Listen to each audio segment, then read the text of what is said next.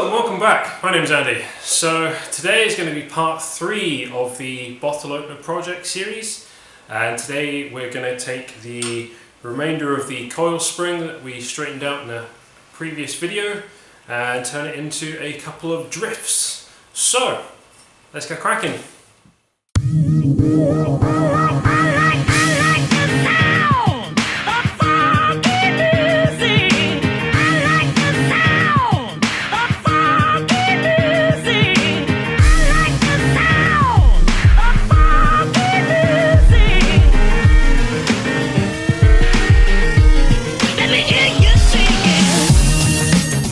Okay guys, so we're using the remainder of the coil spring that I straightened out the other day for the other punches so far in the series.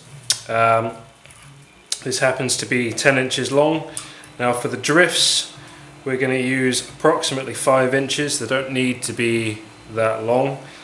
So the reason that I'm using coil spring rather than mild steel is because the drifts that I've used so far are actually 2 old effectively Harbor Freight chisels, round chisels or punches or whatever you want to call them. I've used these for a number of years and I've not had an issue, and I can only assume that these have some sort of carbon content in them, so I'm going to stick with effectively what I know, and we'll make our one out of a piece of coil spring. Later on we're going to start off forging a square taper, quite a long one, down to, I want a good couple of inches of material forged out, so it'll probably be maybe 3.5 inches long once I'm done. I'm going to forge it down to approximately 1/4 of an inch, probably slightly under that, and then take off the corners, round it off, clean it up as much as I can, and then we'll leave this section the original diameter, and then on the back we'll forge a short square taper, round it off again just so that the punch will pass through nice and easily, and then that should be good to go. So let's get cracking. And as always guys, safety first, eyes and ears. Okay guys, we're going to come to the far edge of the anvil as per usual, forge a nice long square taper.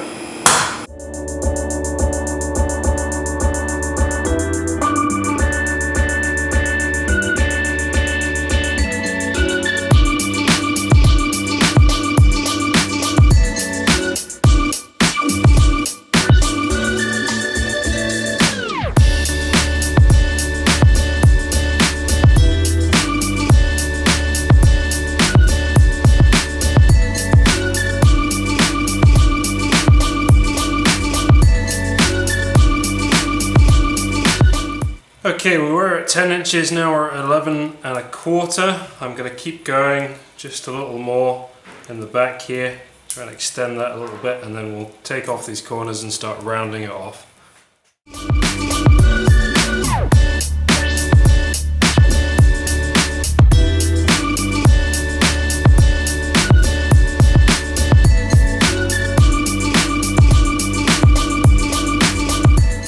Okay, so we are just shy of 12 inches. So now what we're going to do is take off these corners, make it into an octagon, and then take it to 16 sides and so on and so forth, and get it nice and round. Then we'll cut it off 5 inches from the end, forge a short taper on the back there, and then that'll be us done. Right, let's get cracking.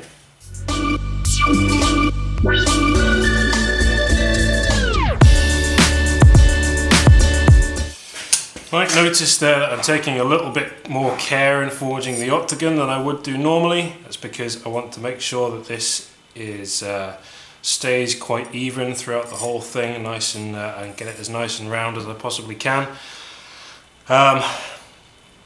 Normally I would just fly through it and take off the corners and then just round it off, but I do actually want to make sure that this is quite round as it goes in, just before the main body of the drift here. If you do struggle with that, and I will admit that I do struggle getting my octagons even, don't worry too much, just clean it up the best you can, and make sure that you try not to hit the main body of it so that it does drift round eventually. It's not going to matter too much down here as long as this bit remains clean and round. Okay, let's get going.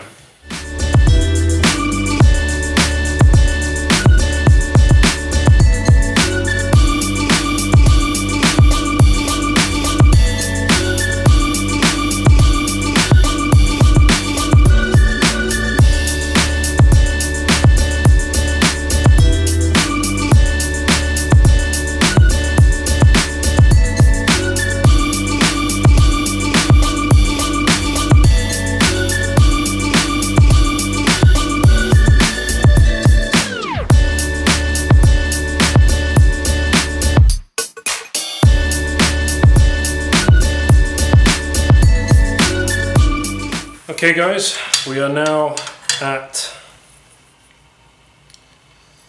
bang on 12 inches long.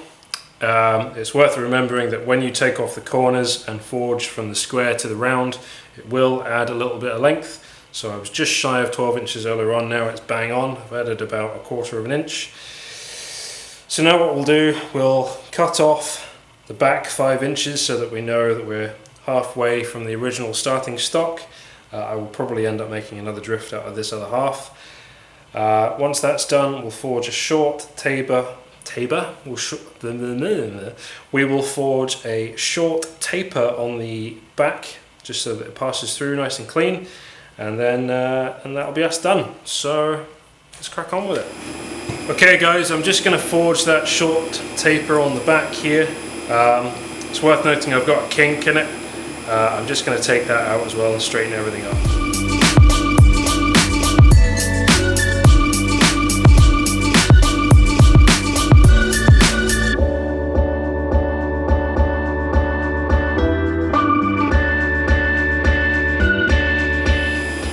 Okay, while that heats up guys, this is the wooden mallet that I've been using recently. The idea is just a piece of pipe welded onto a piece of box section with some wood stuffed into the end. I thought it was a really good idea when I saw it, so I made myself one. Obviously it's got a stop on the back as well. The wood that I've used is oak, but any hardwood that you have would be absolutely fine. I know you guys in the States have got a lot of decent hardwoods, so I found it much better than your average kind of carpenter's mallet. There's a lot more weight. The handle, I think it's just 1 inch box, and obviously this wood's replaceable as well. So yeah, if you guys have got a welder and 10 minutes and some scrap, go ahead and knock yourself up one of these. I don't think you'll regret it at all. Good little bit of kit. Anyway, back to actually forging.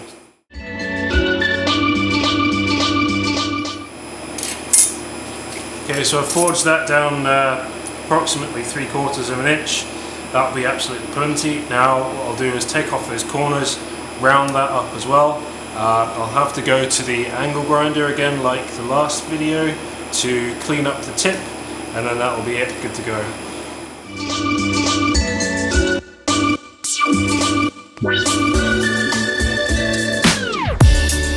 Okay, I've got a slight kink in the body. I'm going to come to the wooden block and use the wooden hammer again just to straighten that out and make sure that's all okay.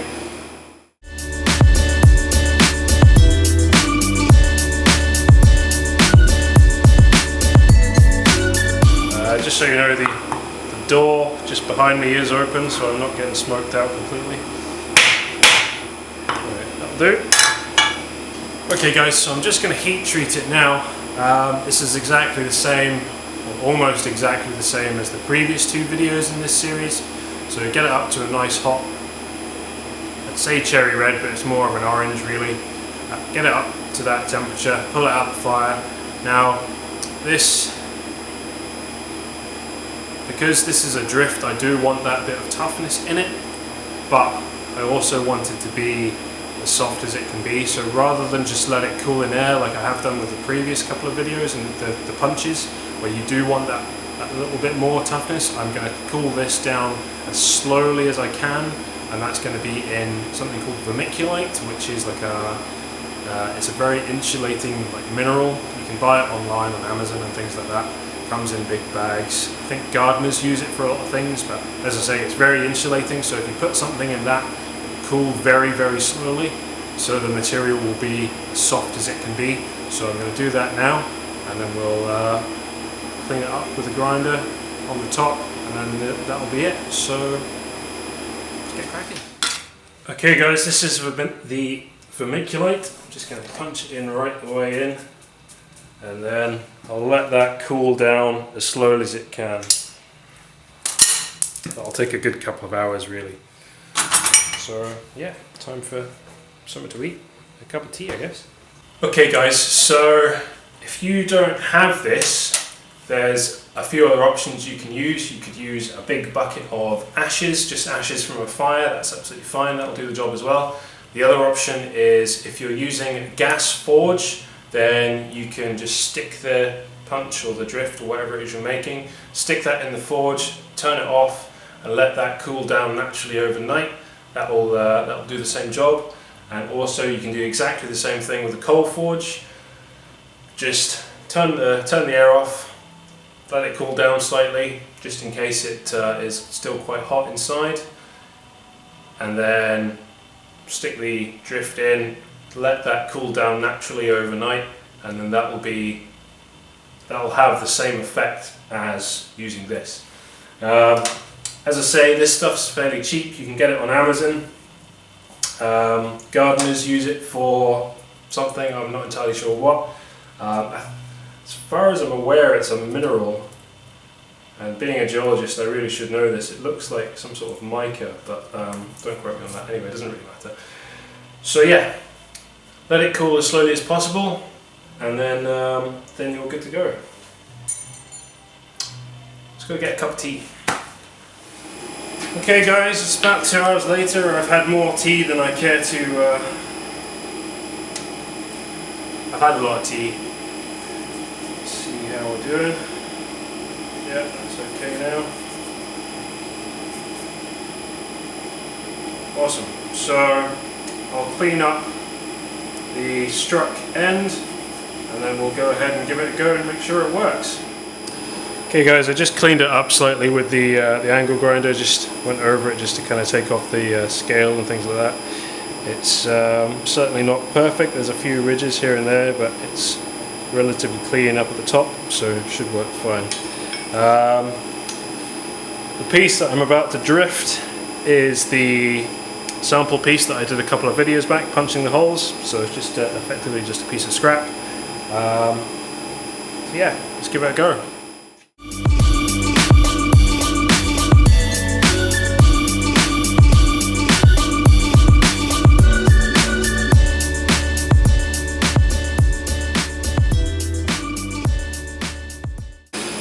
Okay guys, so you notice there that I am moving it back and forth across the hardy hole.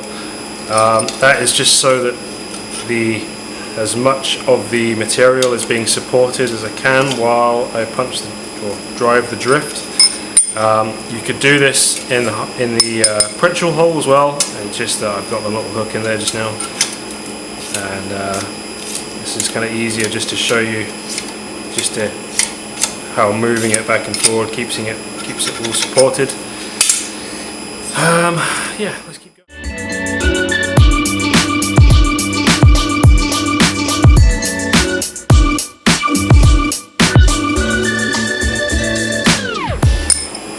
Make sure that you cool your drift between heats, because it will get quite warm and you will pick it up by the end and burn your thumb very badly.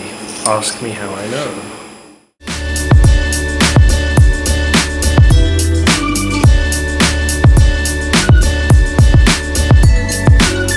So there we go. That's the original hole size. That's the drift size. Much bigger. Seems to work.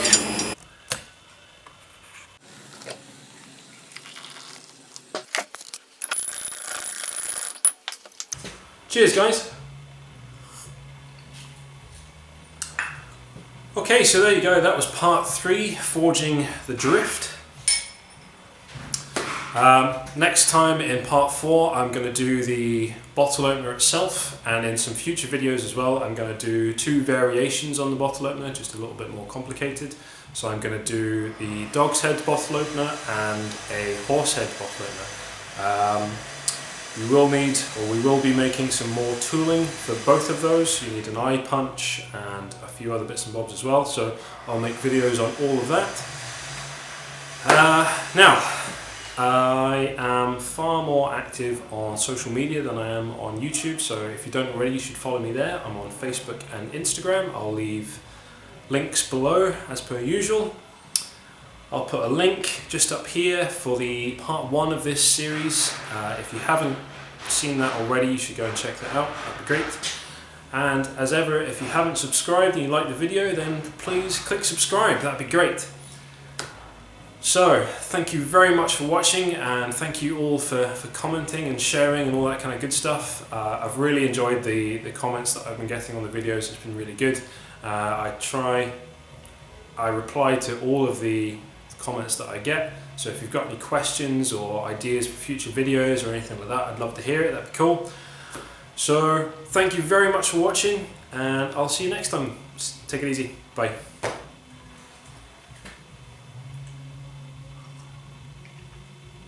I think I might bring the Piglet mug back.